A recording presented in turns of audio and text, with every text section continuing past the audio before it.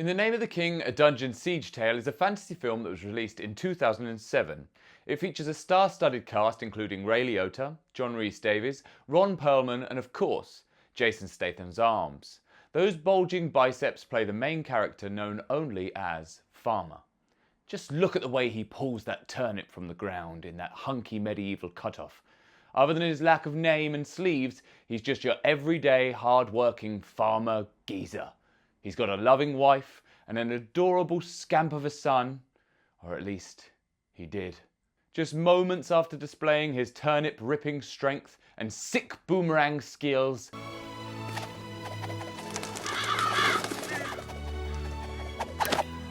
Statham's farm is attacked by nasty creatures called Krug, who are under Ray Liotta's magical control. Luckily, Farmer quickly makes light work of the Krug with some super effective spin moves and by putting his boomerang skills to work.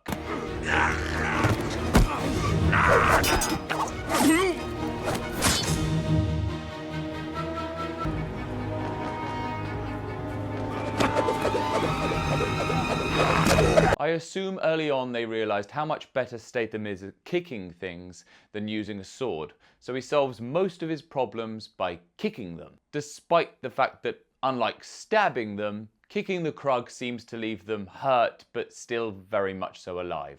Frankly, instead of wearing a cut-off shirt to show off those turnip-ripping arms, Farmer should probably be wearing a tight pair of medieval cut-off jorts to really show off those powerful thighs. Farmer fights his way valiantly through the village at one point, believing so strongly in his ability that he charges headfirst into a horse.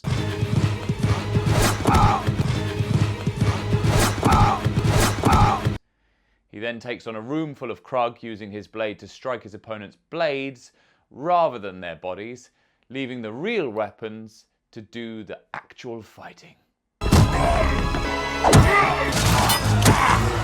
Unfortunately, despite the power of his legs, Farmer cannot in fact kick his son back to life. We get a brief glimpse of Statham's "my son has been killed" acting face, and then it's back to business. Farmer's wife has been taken, so he and his bud set off to save her. We have a terrible CG bridge crossing scene in which Farmer's companions are horribly killed.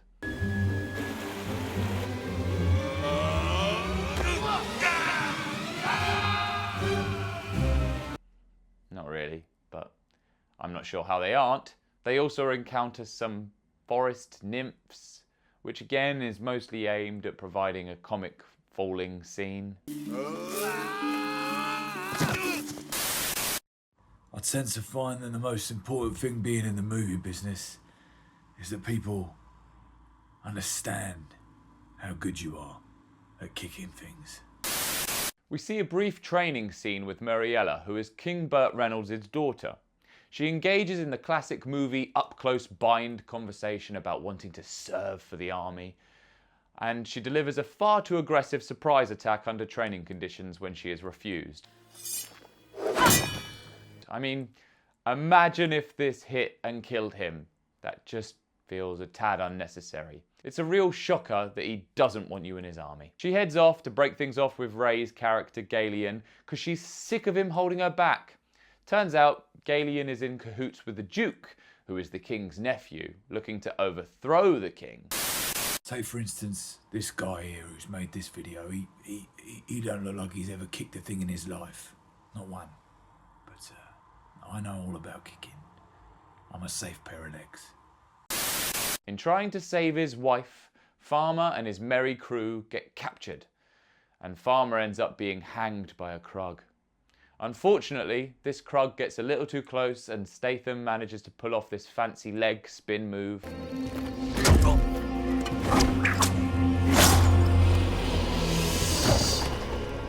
Which proves that if you ever catch a Statham, for the love of God, make sure you bind his legs. The king's men find him, and it turns out the Farmer is in fact Camden Conrad, the king's son, who for the rest of this video will absolutely still be referring to as Farmer.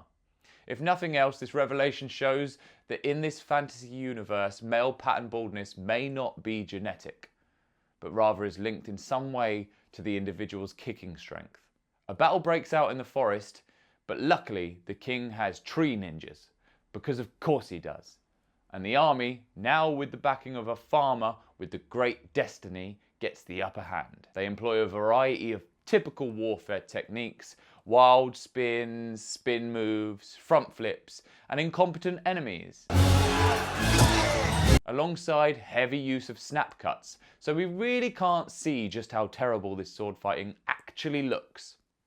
I'm not exaggerating when I say so little of this combat can be made out.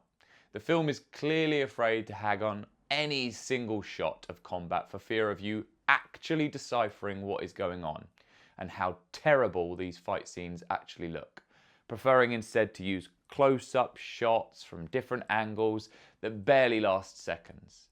The tree ninjas are particularly egregious in their use of overly pointless twirly stuff and spin moves.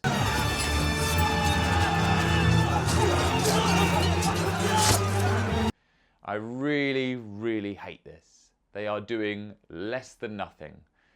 But I did quite like when this guy got thrown into a tree. The day was won, but unfortunately the king was mortally wounded, and Farmer then becomes Farmer King after literally 4 minutes of knowing and speaking to him. The king just hands his kingdom over. The day before, this guy was picking turnips, and now he is the king, which is a pretty impressive rise by anyone's standards. The king's treacherous nephew and the commander of the army have themselves a good old-fashioned duel, but the nephew opens up with this snidey little move.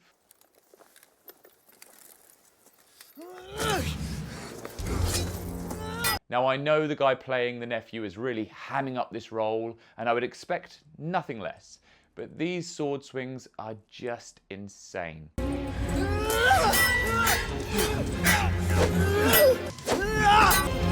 Absolutely everything is telegraphed about a week in advance.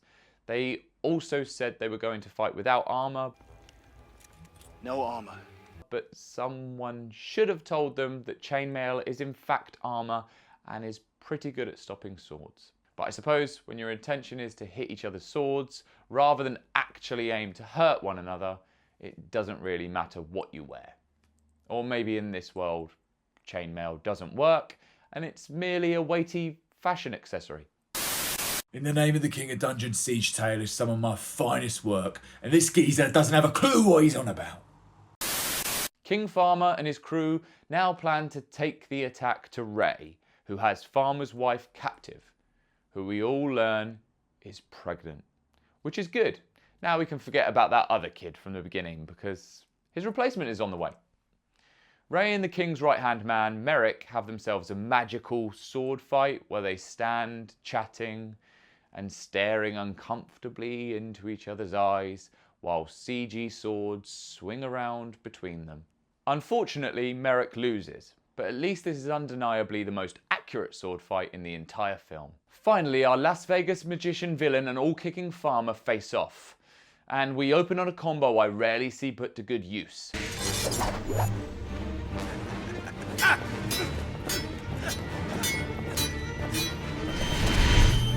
Farmer throws a strike from his right, and then his left, and one from his right, followed by one from the left. He then surprises Ray by swinging from the right before hewing to the left. He then changes things up by cutting from the right and brings it around for one final slice from the left. Ray only just avoids this one final attack through clever use of distance management, and thank goodness, because there was no way of dealing with that unpredictable litany of techniques. Just to demonstrate, you can make even this repetitive exchange more interesting with a little effort and very basic techniques.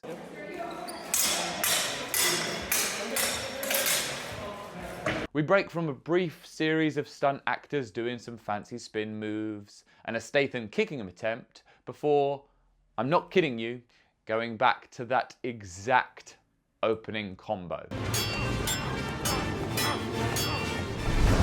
Only this time, Ray narrowly avoids death by doing some Chris Angel type hover dodge and using magic to throw a table at King Farmer. After another brief, formulaic exchange of repeated moves, they end up in a close bind, swords locked, face-off.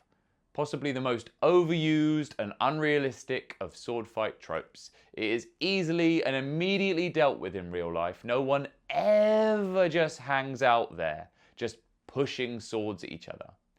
Then the movie surprised me.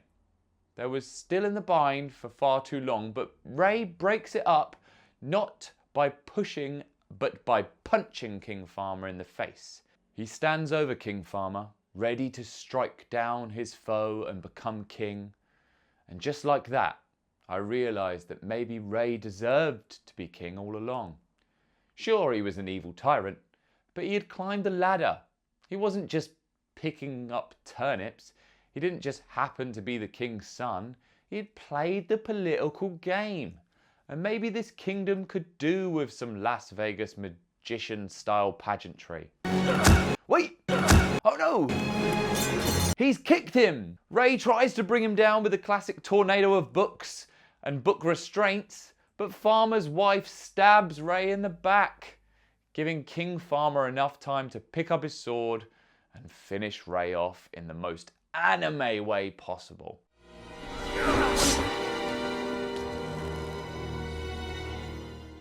Proving once and for all that books are just trying to hold you back. And despite what people say, pens are in no way mightier than swords. I love you. Do you even remember our son? Neither do I. At this point, there was nothing left to do but put my money where my mouth is.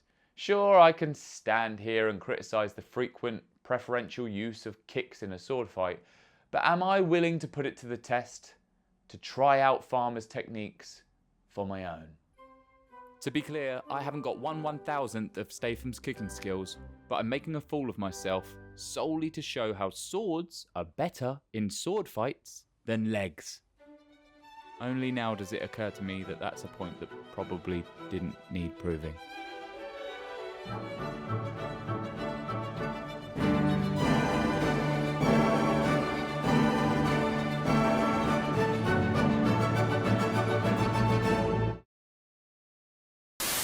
Just look at these things.